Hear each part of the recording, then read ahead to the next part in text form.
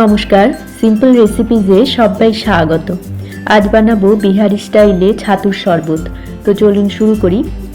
বিহারি স্টাইলে ছাতুর শরবত বানানোর জন্য ব্লেন্ডারে নিয়ে নিলাম 1 মুঠো ধনে পাতা, 1 মুঠো পুদিনা পাতা, খোসা সমেত কাঁচা আম টুকরো করে কাটা 1 কাপ মতো, 2টো কাঁচা লঙ্কা, অল্প জলে একটা মিহি পেস্ট বানিয়ে নেব।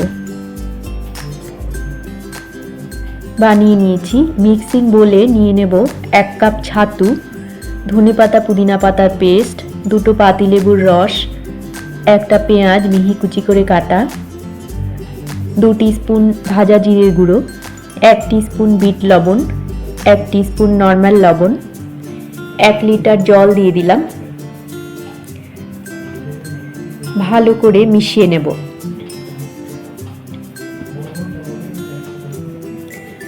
মেশানো হয়ে গেলে দিয়ে দেব কিছুটা আইস কিউব, 1 মুঠো ধনেপাতা কুচি, আবারও ভালো করে মিশিয়ে নেব।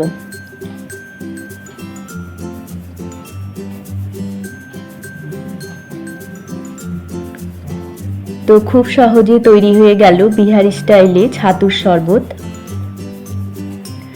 রেসিপি ভালো লাগলে আপনারাও এইভাবে বাড়িতে বানিয়ে দেখতে পারেন। আশা করি আপনাদেরও ভালো লাগবে। সবাইকে ভালো থাকার শুভেচ্ছা জানিয়ে আজকের মতো এই পর্যন্তই। দেখা হচ্ছে পরবর্তী পর্বে। ধন্যবাদ।